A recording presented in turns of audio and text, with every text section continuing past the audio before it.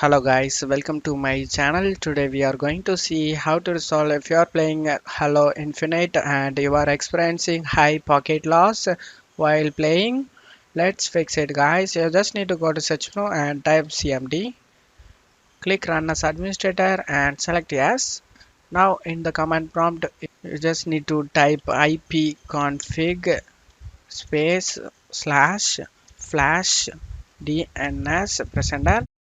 Successfully flashed the DNS resolver cache. Now you need to type NETS guys space WINSOCK space RESET.